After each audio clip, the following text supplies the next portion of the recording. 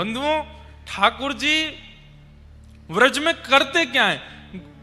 ठाकुर जी ने माखन चोरी आदि करी केवल 3.5 वर्ष से लेकर के 6 वर्ष तक, 3 वर्ष।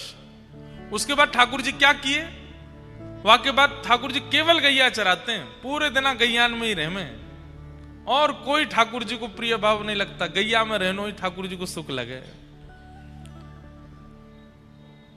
श्रीनाथ जी नाथ द्वार में जो विराजमान है, सब लोग इधर देखो, आज भी श्रीनाथ जी की जो गौशाला है नाथ द्वार में, कभी जाइएगा दर्शन करके आइएगा गौशाला का, और वहां गौशाला में आप गैया देखो, कैसी बड़ी बड़ी गैया हैं। ऐसी अद्भुत गैया हमारे ख्याल से भारत में और कहीं आपको देखने को नहीं मिलेंगे। और आपको जानकर के आश्चर्य होगा, जब श्रीनाथ जी हमारे गिरिराज जी में प्रकट हुए तो कथा लगभग सबने सुनी होगी। सद्दू पाने नाम के एक ब्रजवासी रहते थे गिरिराज जी में, उनकी बहुत सारी गैया थी। उनमें से एक गैया ऐसी थी, उसके दुग्ध में सुगंधी आती थी, और वो गाय सद्दू पाने को अति प्रिय, और यही होता था उसके जन्म लेने वाली बछिया के दूध में भी सुगंधी आती थी।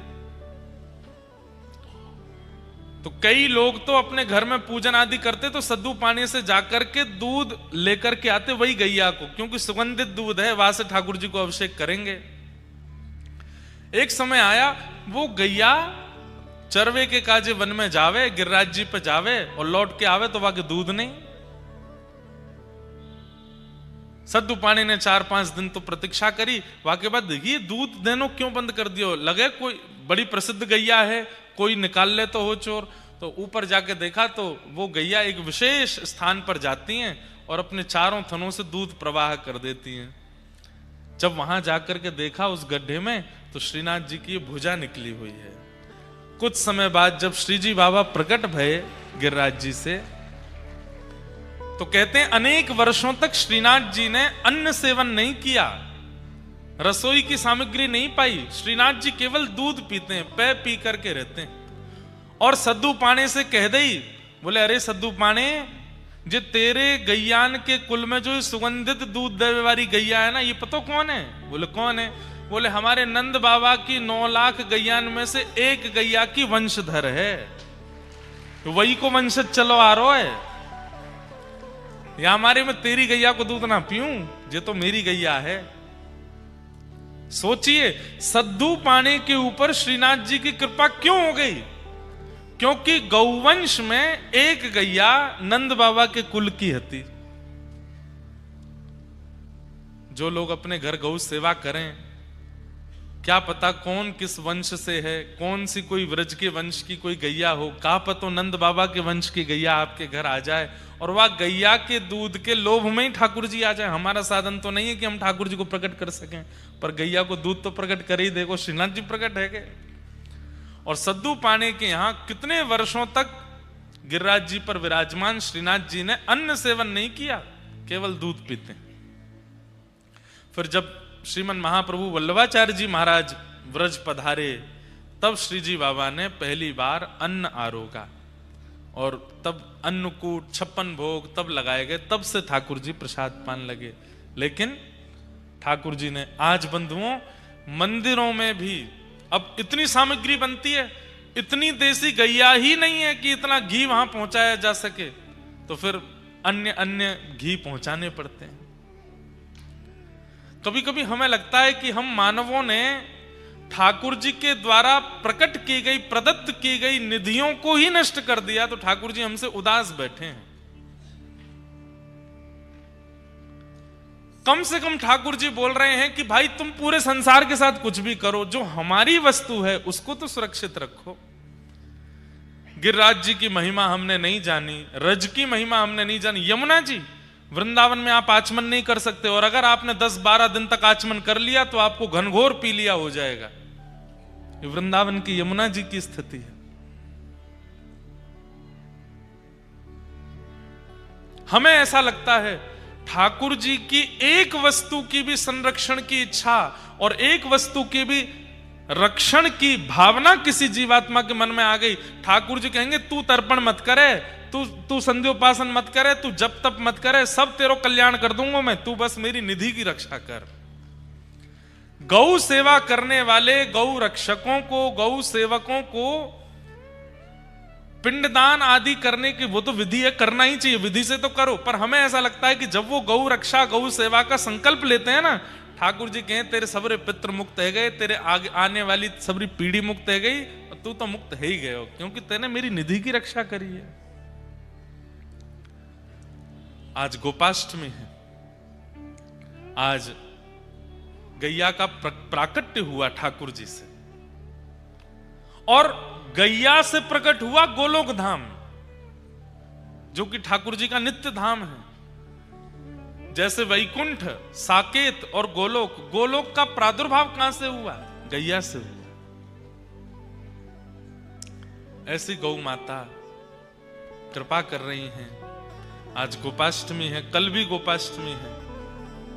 ठाकुर जी का मधुर श्रृंगार करो, गैयान की जाकर के सेवा करो, खूब आरती करो, वंदन करो, और बंधुओं गैया में ही गोपाल जी देखो, और उसी भावना से गैया की सेवा में लग जा।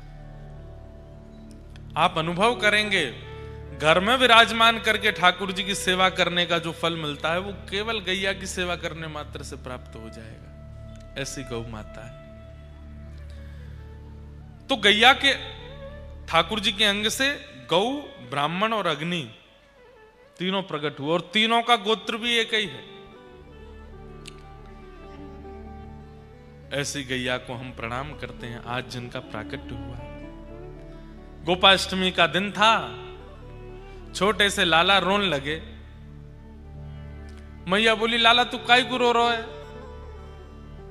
मैया तू मुझको छोटी छोटी बछिया बछड़ाने दे दे, मैं उनको चरावे जाऊं, पर अब मेरा मन है रो कि मैं गैया चरावे जाऊं, अब मैं बड़ो है गो, 6 वर्ष के हो गए ठाकुर जी।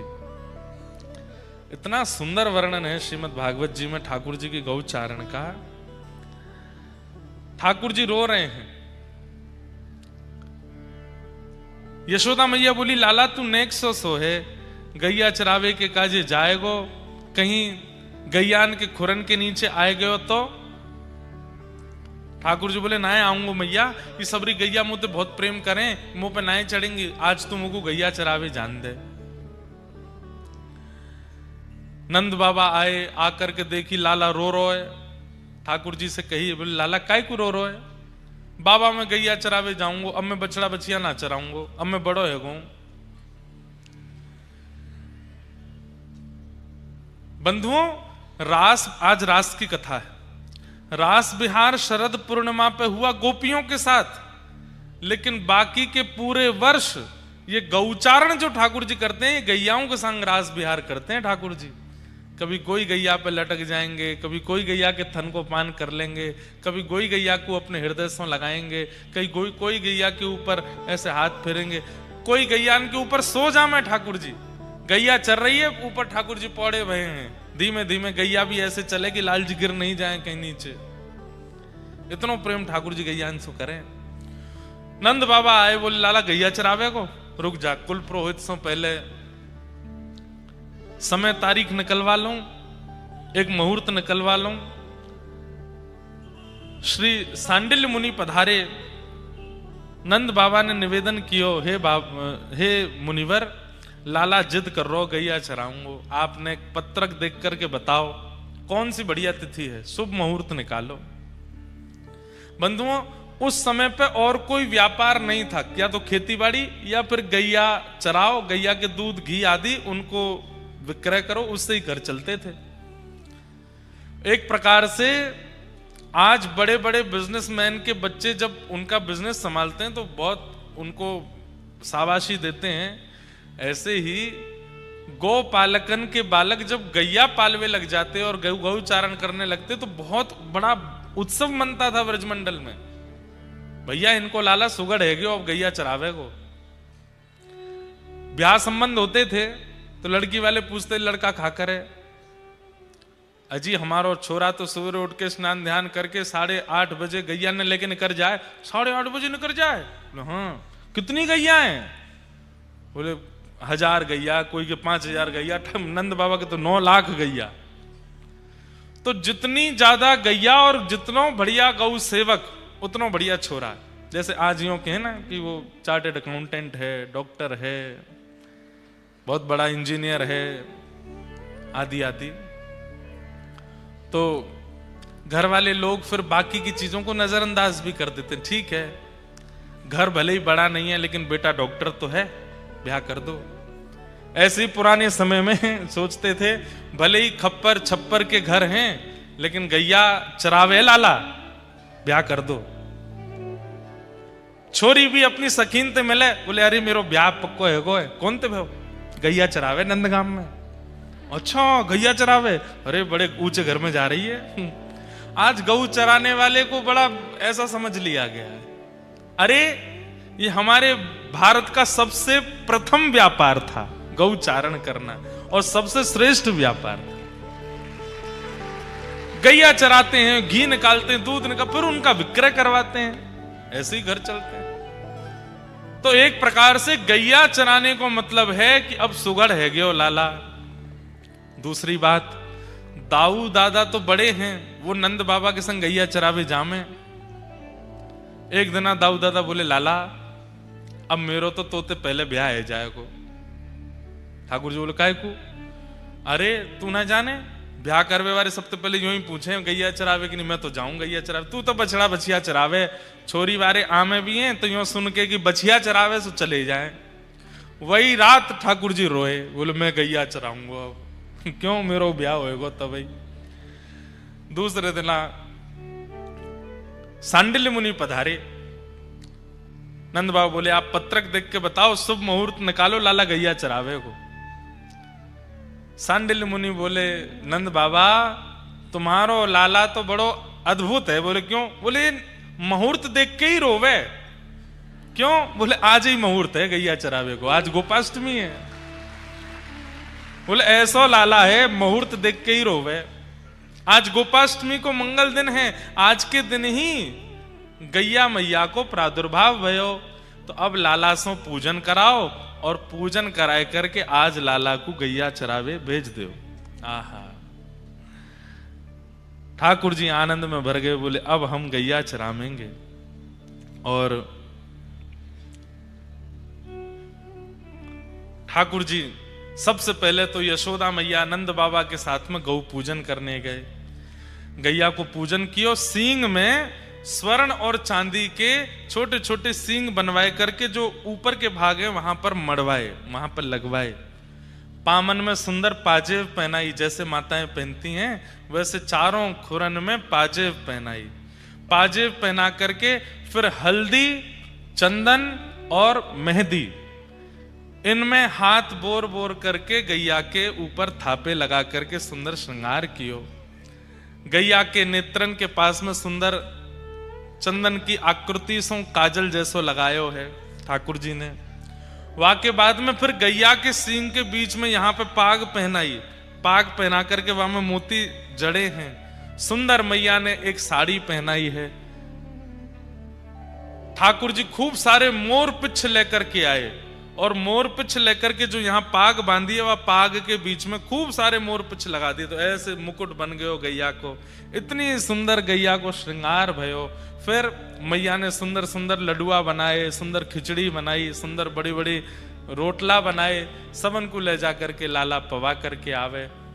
हर गैया के चरणन में प्रणाम करके 2-2, 3-3, 4-4 परिक्रमा लगा करके ठाकुर जी सबको वंदन करें, सबके चरणन में प्रणाम करें। गौ पूजन कियो। बंधुओं, गैया जिस समय बालक को जन्म दे रही हो, बछड़ा बछिया को जन्म दे रही हो, और वो बालक पूर्ण रूपेण बाहर ना आया हो, उस समय यदि गैया की परिक्रमा कर ली जाए तो पृथ्वी परिक्रमा का फल प्राप्त होता है। क्यों? क्योंकि गैया दो मुखी हो जाती है। एक मुख तो आगे को है, और जब बालक को जन्म दे तो दूसरा मुख भी प्रकट हो जाए, तो दो मुखी गैया है जाए। वह समय यदि गैया की परिक्रमा कर ली जाए तो पृथ्वी परिक्रमा का फल प्राप्त होता है। और जिस समय वो परिक्रमा हुई उसी समय, जन्म से लेके उस समय तक के समस्त पाप नष्ट हो जाते हैं गैया की परिक्रमा करते। हम कहां तक बताएं, पूरे 7 दिन हमसे गैया की चर्चा सुनते जाओ। और आज जो हम व्यास बने बैठे हैं ना, हमने अपने जीवन में सबसे पहली कथा की द्वारिका में, गुजरात में। और द्वारिका में कथा करने के बाद फिर कथा नहीं हुई। कब तक कथा नहीं हुई? जुलाई में पहली कथा करी, मार्च तक कोई कथा नहीं हुई। लोग बाग जानते ही नहीं थे। पिताजी महाराज बोलते हम किसी से कहेंगे नहीं कि भाई इनकी कथा कराओ, कोई खुद कहेगा तो सुन ले। तो अब मन में ये होता कि किसको सुनाएं। रोज अध्ययन करते थे, गुरुजी पढ़ाते थे, तो कभी मैया को बैठा के सुनाते, कभी बहनों को बैठा के सुनाते। और घर वाले लोग जो होते हैं वो ज्यादा घास तो डालते नहीं वो तो उठ उठ के चले जाते, बोले हाँ ठीक है ऐसे बोलते। अब रोज रोज सबको कथा सुनाने बैठा हूं तो सबके किसी के कोई बोर हो गया, कोई किसी का मन भर गया, ऐसे होता। तो हमने अपने गुरुदेव से प्रार्थना की, गुरुदेव कथाएं होती नहीं है अभी और घर वाले कोई सुनते नहीं है, किसको सुनाऊं मैं? तो हमारे गुरुदेव बोले आपके पूज्य गुरुदेव पिताजी महाराज ने इतनी सुंदर गौशाला बनाई है, इतनी सारी गैया वहां हैं, वहां जाके गैयाओं को कथा सुनाए करो। और हमारा नियम सुनिए, सवेरे 3:30-4 बजे उठ जाते थे, स्नान करते और यही भागवत जी की पोथी हमारी, इनको लेकर के हृदय से लगा के बढ़िया, जैसे बटुक ब्राह्मण होता, तब 18-19 वर्ष की आयु थी, सुबह सुबह जाते गौशाला, कोहरा पड़ रहा है, सर्दियों का समय, वहां जाकर के गैयाओं के बीच में ही एक तखत लगाते, व्यासपीठ, बढ़िया सुंदर एक अंगीठी जला लेते कोयला की, थोड़ी नेकवा में से गर्मी सी आती रहती, और सवेरे सवेरे फिर वहां गैयाओं को कथा सुनाते। 1 दिन 2 दिन 3 दिन के अंदर तो गैयाओं को ऐसी आदत लग गई, अब तो अगर मैं 15-20 मिनट लेट है जाऊं तो हमारे ग्वारिया बाबा फोन करते, बोले गैया रम्मा रही हैं जल्दी आओ। वो अम्मा अम्मा अम्मा करके चिल्लाती, बोले व्यास जी क्यों नहीं आए अभी तक? हम जाकर के बैठते, जितनी सुबह सुबह सानी होती गैयाओं की, तो सानी करके सब गैया बैठ जाती, ऐसे मुंह चलता रहता, झाग निकलते रहते, और कोई व्यास पीटते अपना सिर खुजा रही है, कोई ऐसे बैठी है, खूब प्रेम से वहीं कथा सुनाते। इतने भाव से कथा सुनती, जिस दिन घर परिवार के किसी उत्सव के कारण हमें बाहर जाना पड़ता और उस दिन कथा नहीं होती, उस दिन गैया 1-1 किलो कम दूध देती थी। बोले क्यों, आज कथा नहीं सुनी है? और जब हमने कथा सुनाई तो प्रत्येक गैया के थन में कम से कम 1-1, 2-2 लीटर दूध बढ़ गया कथा सुनने से। नित्य सुनती थी। कई बछड़ा बछियाओं के जन्म हुए कथा के बीच में, महीनों तक सुनाई, तो उनके नाम हम प्रसंगानुसार रख देते थे। एक का जन्म हुआ था जब जड़ भरत जी का प्रसंग चल रहा था, तो उसका बछड़ा का नाम जड़ भरत रखा। एक प्रसंग चल रहा था प्रहलाद जी का, तो प्रहलाद रखा। गोपियों के प्रसंग चल रहे थे तो फिर गोपी एक गैया को नाम धरो। एक श्री जी के प्रसंग में प्रकट भई तो वा को नाम श्री प्रदा रखो। ऐसे कई गैयान के नामकरण भी किए, और 2-4 गैयाओं ने कथा सुनते सुनते परम पद भी प्राप्त किया। एक गैया हमारी बड़ी वयोवृद्ध गैया, बहुत बूढ़ी है गई, और वो ही पूरी कथा सुनती सामने बैठ के। मैं वही के सामने ही मंच लगाता, क्योंकि वो हिलती डुलती ज्यादा थी नहीं, बैठी बैठी वहीं चारा पा लेती थी। तो पूरी कथा लगभग 15 दिन की कथा करी। 15 दिन में एक आवृत्ति होती थी। 7 दिन की कथा 15 दिन तक करते थे, तो 15 दिन की आवृत्ति पूरी हुई। नाम संकीर्तनम यस्य सर्व पाप प्रणाशनो प्रणामो, अंतिम श्लोक भागवत जी का बोला। उसके बाद हम व्यासपीठ से उतरे, गैया मैया को प्रणाम किया, बस घर के लिए निकले। ग्वारिया बाबा आए, बोले कि महाराज जी वो बूढ़ी वारी गैया मैया तो पधार गई। कथा सुनते सुनते परम पद भी हुआ। कई गैया गोपी गीत जब गाते तो नेत्रों से अश्रु प्रवाह होने लगते। कितना कुछ अनुभव। आज उन्हीं गैयाओं की कृपा है कि इतने सब जनमानस कथा सुन रहे हैं। इसलिए भैया हमारी आपसे हाथ जोड़ के करवद्ध प्रार्थना है, वैदिक ज्ञान, सामाजिक ज्ञान, मानवीय ज्ञान कथा में हमको सुनाना पड़ेगा तब आपको प्राप्त होगा, पर निर्वैर भाव से, स्वच्छंद भाव से और भगवत भाव से आप गौ सेवा करने लगो, अपने आप समस्त ज्ञान आपके अंदर आने लग जाएगा। इसीलिए वो गौ है। गौ मतलब ज्ञान, गौ ज्ञान को कहते हैं। भागवत जी में जो प्रथम दिन महात्मा में कथा थी गोकर्ण, वो कहां प्रकट हुए थे? गैया से तो प्रकट हुए। कितनी महिमा बताएं गैया की। आज ठाकुर जी तैयार भये, सुंदर गौपाग पहनी, अपने लोमना बांधे कमर पे, लोमना बांधे गले पे, और वर्णन कर रहे हैं श्री शुकाचार्य जी महाराज। तम गोरजच्छुरित कुंतल बद्धवरः वन्य प्रसून रुचिरे क्षण चारुहासम वेणुम क्वणंत मनुगैरनुगीत कीर्ति गोप्यो द्रदीक्ष द्रदृशो भगमन समेता। बंधुओं, गोपियां कह रही हैं आगे प्रसंग में, बोले मोर मुकुट वंशीधारी देखे, त्रिभंग लली श्याम सुंदर देखे, माखन चोर कन्हैया देखे, लेकिन जाने गौचारण करने वाले कृष्ण नहीं देखे, माने कुछ नहीं देखा अपने जीवन में। कैसा स्वरूप है? बोले गैया के गोबर और रज में लती भई रस्सी ठाकुर जी ने अपने सिर पर बांधी है, वहां में ते रज गिर रही है। तम गो रजत छुरित कुंतल वद्दवरः, ठाकुर जी के प्रश्वेत के बिंदु, छोटे छोटे पसीना आ गए हैं। गैया की सेवा पूजा करके गऊ चरावे जा रहे हैं तो नेक नेक पसीना आ गए हैं। अब उन पसीना में क्या है रोए? तो बोले 9 लाख गैया जब चल रही हैं और सब इतनी उत्साह में, हम ठाकुर जी के बगल में आएंगे, हम ठाकुर जी के बगल में आएंगी, तो उन सबन की रज जो उड़ रही है वो ठाकुर जी सर्वांगीण अंग को स्पर्श करके जहां जहां प्रश्वेत हैं वहां वहां पर जैसे मानो चंदन की बिंदिया लगा लें, ऐसे ठाकुर जी के सुंदर सुंदर यहां पर कपोल पर पत्रावली को श्रृंगार है गयो है। आहा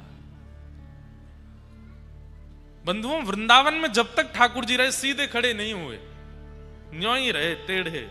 क्यों? क्योंकि जैसे ही ठाकुर जी अपना एक चरण उठा के दूसरे चरण के बगल में रखे ना, तो सबरे ग्वाला यही ताड़ में रहे कि लाला अपना चरण टेढ़ो करे तो हम नीचे जाए करके सहारो बन जाएंगे।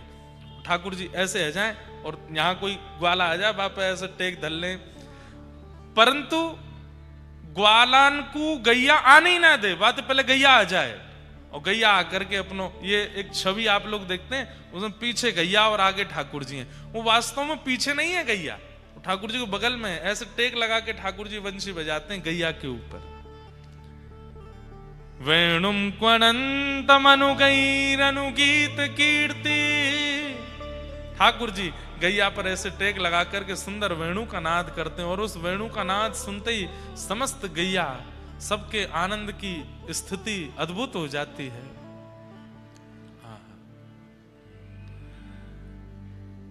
ठाकुर जी गौचारण किए और आज प्रथम गौचारण करके जैसे ही ठाकुर जी लौटने लगे, संध्या का समय, सब ब्रजनारी गोपियां अपने अपने द्वार पर थाल लेकर के खड़ी हैं। पहली बार गैया चरा के आए लाला, सब ठाकुर जी की आरती कर रही हैं, सब ठाकुर जी को पुष्प वर्षण कर रही हैं। गैया इतनी मानिना है रही हैं, आज इतनो भाग्य अपनो मना रही हैं। क्यों? गोपियां सब गैयाओं को हृदय लगा रही हैं, ठाकुर जी को तो लगा नहीं सकती। अरे तुम कितनी भाग्यशाली, कन्हैया तुम्हारे संग गैया चरावे गए, तुम्हारे ऊपर टेक लगा के बैठे, तुम्हारे ऊपर टेक लगा करके सोए। पूरे ब्रजमंडल में आज आनंद ही आनंद, सब नाच रहे हैं, सब गा रहे हैं, ढोल बजा रहे हैं, नगाड़े बजा रहे हैं। अरे मैया आज लाला गैया चरा के आए हो। हमारे ब्रज में एक रसिया गांव है, आगे के प्रसंग में हम लोग प्रवेश करें। गोपाष्टमी महोत्सव की आप सबन को बधाई हो, बधाई हो, बधाई हो, बधाई हो, बधाई।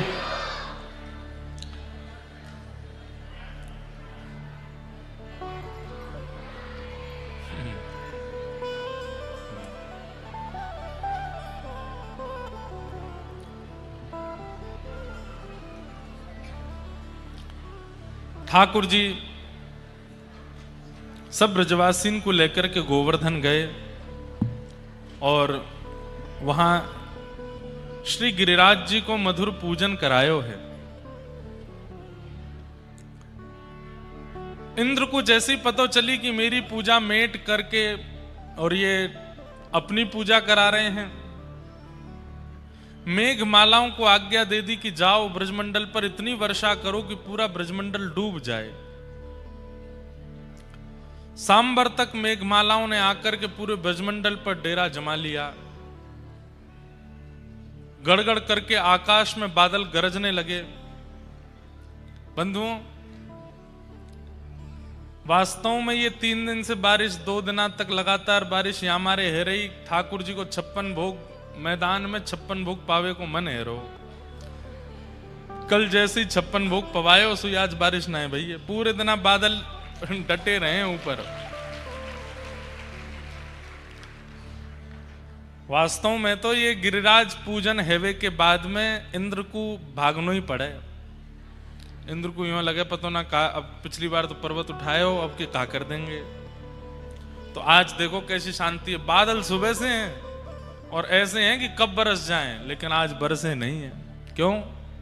गिरिराज उत्सव कल हम लोगों ने मनाई लियो कथा में।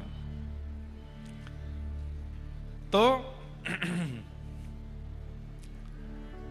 सब ब्रजवासीन के संग ठाकुर जी पूजन कर रहे, तभी आकाश में बादल गरजने लगे।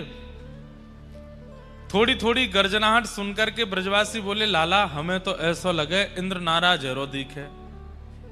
देखियो असमय के बादल, कार्तिक में कौन से बादल गरजे? ठाकुर जी बोले, जिनकी शरण में आए हो उनसे प्रार्थना करो, वो सब रक्षा करेंगे। 56 भोग पधराए और जैसे 56 भोग पधराए महाराज, 4 भुजा वारे श्री गोवर्धन नाथ प्रकट है गए। सब ब्रजवासी ने की, लाला प्रथम पूजा तुम ही करो। ठाकुर जी, कितनी सुंदर लीला है। यह लीला सब करत कन्हाई, यह लीला सब करत कन्हाई।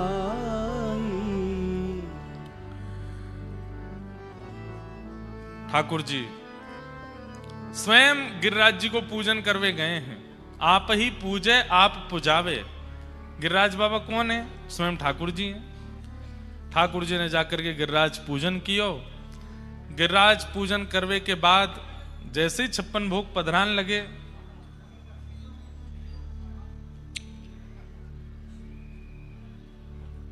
जैसे ही 56 भोग पधरान लगे, आकाश से मेघमाला बरसने लगी। थोड़ी थोड़ी बरसी, फिर उसके बाद मूसलाधार गिरने लगी। फिर तो कहते हैं हाथी के सूंड के समान आकाश से बूंद गिरने लगी। इतनी जोर की बारिश हुई कि चंद मिनटों में तो घुटने घुटने तक जल भर गया पूरे ब्रज में।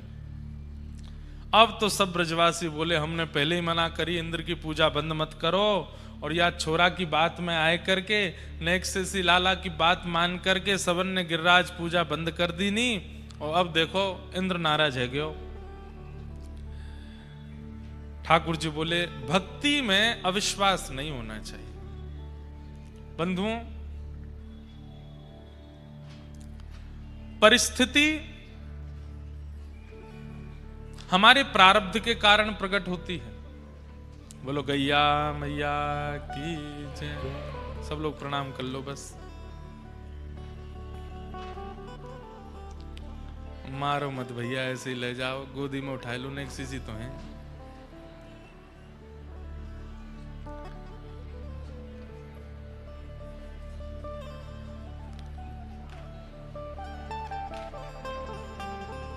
दो चार श्रोतान पे कूद पड़े तब आवे आनंद।